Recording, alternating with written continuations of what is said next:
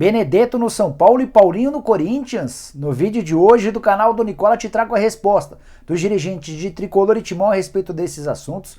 Tudo sobre a goleada, a maior goleada da história do Internacional na Libertadores da América. Novidades a respeito do Santos em sua busca por um novo técnico.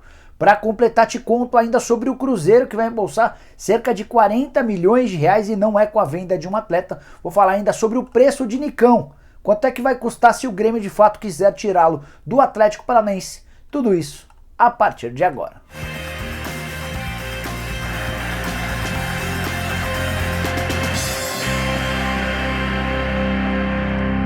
Fala aí pessoal, sou o Jorge Nicola, bem-vindos a mais um vídeo do canal. Ótima quinta-feira para todo mundo. Antes de passar as informações, recadinhos importantes. Primeiro para deixarem like no vídeo, depois para se inscreverem no canal. Senta o dedo nesse botão vermelho de inscreva-se que você ajuda bastante. Para completar, só lembrando que o programa do Nicola dessa quinta-feira começa às 7h30 da noite, antes da partida do Fluminense.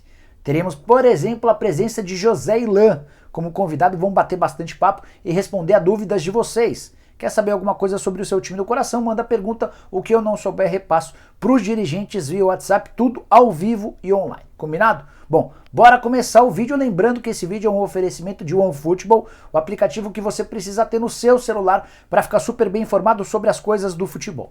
Como é que funciona o OneFootball? Você baixa ele, serve em qualquer celular e é de graça, e vai recebendo notificações sobre as principais notícias do dia relacionadas ao futebol. Se você disser para qual time torce, também vai haver um privilégio nas informações sobre o seu time.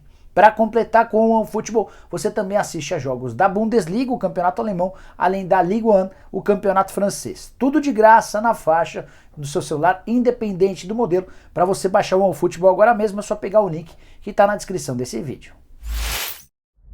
Bora começar o vídeo falando sobre o preço que o Atlético Paranaense cobra para liberar o Nicão agora. Vale a lembrança de que o meia que está no Furacão desde 2015 tem contrato só até dezembro. Ou seja, ou o Atlético Paranaense o vende agora ou não vende mais e vai perder o jogador de graça a partir de janeiro do ano que vem.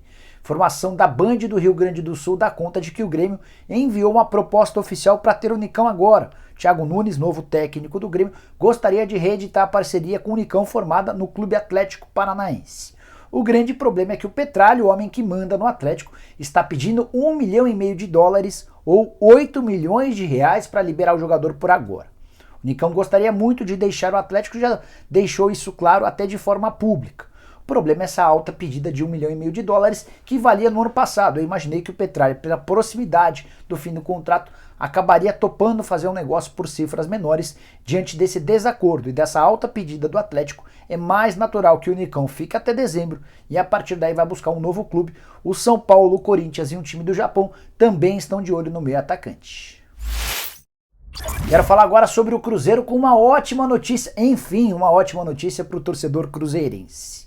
Na noite dessa quarta-feira, a Rádio Itatiaia informou que o Cruzeiro tem negociações avançadas com o Ministério Público de Minas Gerais para a venda da sua sede administrativa, em negócio que pode valer até 40 milhões de reais. Bastante dinheiro para um clube muito endividado e que tem encontrado enormes dificuldades em faturar. Há 18 anos que o Cruzeiro adquiriu um prédio numa região nobre de Belo Horizonte e era de lá que o clube tocava suas coisas. O grande problema é que essa sede se tornou muito cara para a nova realidade do Cruzeiro. Os gastos anuais giravam na casa dos 2 milhões. E uma das ideias do presidente do Cruzeiro, Sérgio Rodrigues, era vender patrimônio, vender algumas das propriedades que o Cruzeiro tinha, entre elas essa sede. Até por isso, desde 8 de fevereiro, tudo o que acontece no Cruzeiro em relação ao presidente, departamento de marketing, tudo tem sido operado dentro de um shopping, em um andar de um shopping que foi ocupado pelo Cruzeiro numa forma de evitar custos. E essa sede sendo de fato vendida para o Ministério Público vai garantir uma entrada de recursos bastante importante. O negócio ainda não pode ser dado como oficial, embora as negociações estejam bastante avançadas. Vale a lembrança de que essa sede já havia sido avaliada em 49 milhões de reais, uma perda de 9 milhões de reais dentro da normalidade. Só para arrematar, é importante lembrar que o Cruzeiro, por jogar a segunda temporada consecutiva na Série B, não terá direito a direitos de transmissão, a maior fonte de receita dos clubes da segunda divisão, bilheteria e sócio-torcedor também prejudicados por causa da pandemia. Então, qualquer dinheiro é super bem-vindo. Bora falar agora sobre o Internacional, que conseguiu na noite dessa quarta-feira sua maior goleada na história da Libertadores da América, 6-1 no Olímpia. Jogo no Beira-Rio, que teve como grande participação a estreia de Taison. O meio-atacante voltou a vestir a camisa do Colorado depois de 11 anos e, embora não tenha marcado gol, deixou ótima impressão. Talvez tenha sido o melhor em campo no jogo em que o Inter abriu 6-0 e no finalzinho acabou tomando um único gol em cobrança de pênalti. Os gols do Internacional foram marcados por Galhardo 2 vezes, Cuesta, Edenilson, Yuri Alberto e Caio Vidal. Com o resultado, o Inter é líder do grupo com 6 pontos, o grupo B. Na sequência aparecem o Always Red e o Táchira, além do Olímpia, todos com 3 pontos. A diferença é que o Táchira e o Always Red jogam nessa quinta-feira, jogo na Bolívia, na casa do Always Red. Se houver um vencedor, o Internacional vai dividir a liderança com esse vencedor. Se houver empate, o Inter fica de forma isolada na liderança, com o Always Red e Táchira com 4 pontos e o Olímpia na lanterna com 3 pontos. Resultado fundamental para as pretensões do Inter e a primeira grande exibição do Colorado sob o comando de Miguel Ángel Ramírez era algo bastante esperado, especialmente depois da derrota do Inter pro Juventude na partida de ida de semifinal do Campeonato Gaúcho.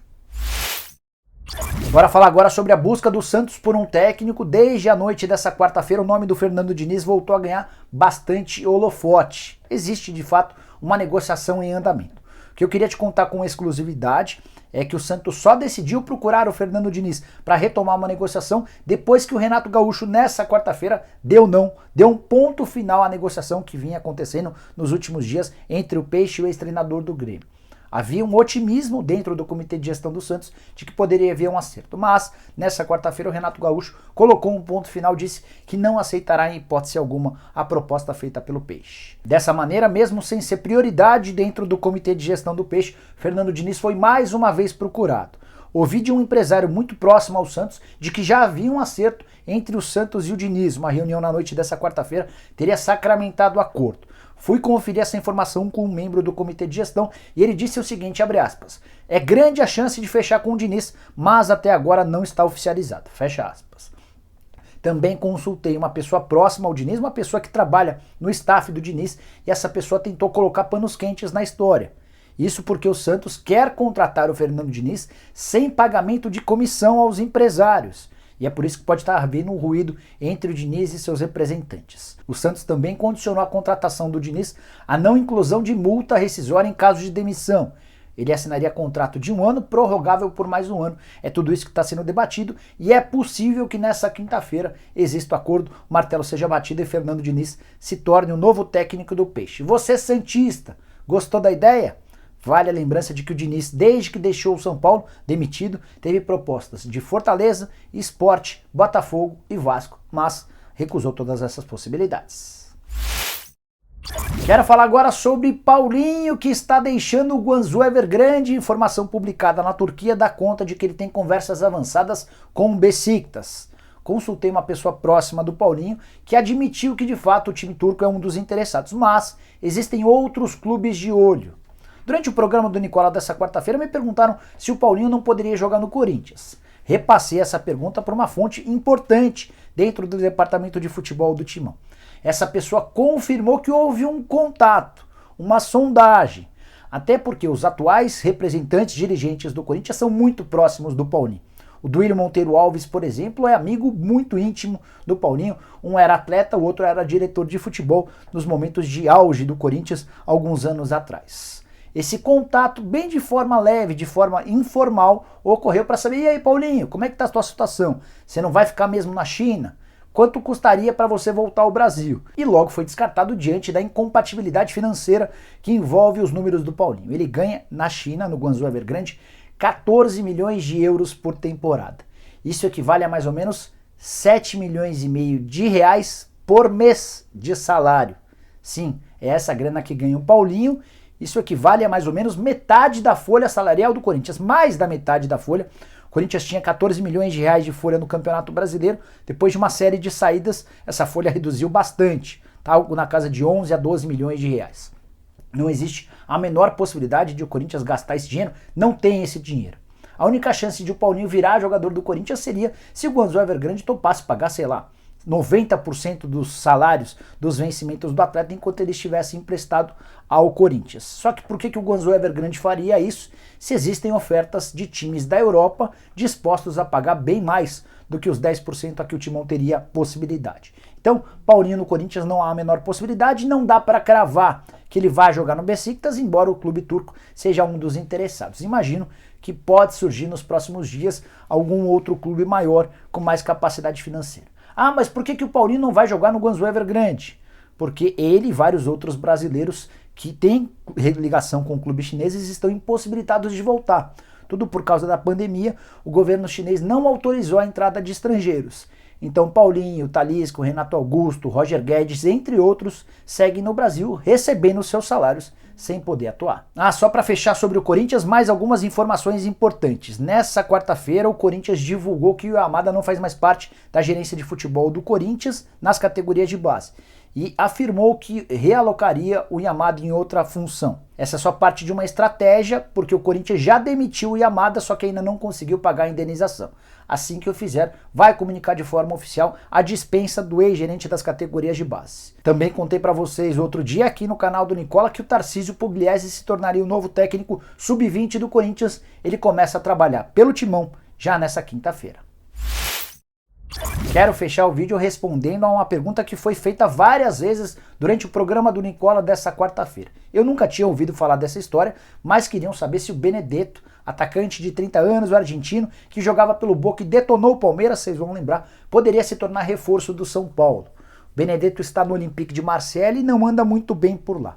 Especialmente depois da contratação do Jorge Sampaoli, o Benedetto perdeu todo o espaço que tinha no clube francês. Na atual temporada ele soma 38 jogos e 6 gols, mas desde 10 de março, quando o Sampaoli assumiu, ele só atuou como reserva. Ele saiu do banco de reserva 6 vezes para atuar pouquíssimos minutos. Teve um jogo em que ele atuou 1 minuto, outro jogou 6 minutos, na outra partida esteve em campo em 7 minutos.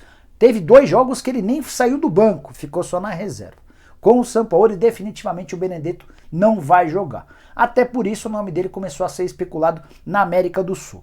Antes de gravar o vídeo eu conversei com um dirigente do São Paulo, com o Carlos Belmonte, e também com uma pessoa que tem muito conhecimento a respeito do Olympique de Marseille. Estou falando do Stéphane Darmani, que é jornalista brasileiro e torcedor do Olympique de Marseille, é correspondente no Brasil de um jornal, de um canal de televisão na França. O Darmani falou que nunca se ventilou a possibilidade de o Benedetto jogar no São Paulo, mas na França tem sido muito grande a especulação de que o atacante argentino pode voltar para o Boca Juniors. Isso porque o São Paulo tem feito muita força para que o Villa, atacante do Boca, seja contratado pelo Olympique de Marseille. Então o Benedetto poderia entrar numa composição, indo para o Boca Juniors para abater, para diminuir o valor da operação do Villa. Faltou responder o que me contou o Carlos Belmonte sobre essa possibilidade da contratação do Benedetto, certo? Mandei mensagem para ele depois do empate do São Paulo contra o Racing 0-0, daqui a pouco falo sobre esse jogo. E a resposta do Belmonte foi a seguinte, abre aspas, não tem nada, nem contato a gente fez, fecha aspas. Então você São Paulino que se empolgou nas redes sociais com a possibilidade da contratação do Benedetto, saiba que o centroavante ex-Boca Juniors está bem distante do tricolor. São Paulo que empatou em 0-0 com o Racing, em jogo da Libertadores da América na Argentina. Primeiro tempo bom do São Paulo, tricolor melhor do que o Racing, só que as contusões apareceram, o Daniel Alves e o Luciano saíram contundidos, o William entrou logo depois foi expulso, isso a 10 minutos do fim do jogo, e foi uma pressão gigante do Racing nos minutos finais, faltou fôlego, faltou perna para o São Paulo, que ao menos conseguiu um empate, que o mantém na liderança do grupo, são 7 pontos contra 5 do Racing, o Rentistas tem 2 pontos e o Sporting Cristal tem 1. Bom pessoal, eram todas essas, as muitas, as várias informações que eu queria dividir com vocês para que vocês iniciassem a quinta-feira super bem informados. A gente volta no final da tarde com mais um vídeo e a partir das 7h30 da noite com o programa do Nicola é hora de você tirar a sua dúvida. Quer saber alguma coisa? Mande a pergunta, caso eu não souber, repasso para as minhas fontes via WhatsApp. Combinado? A gente se vê, tchau, tchau!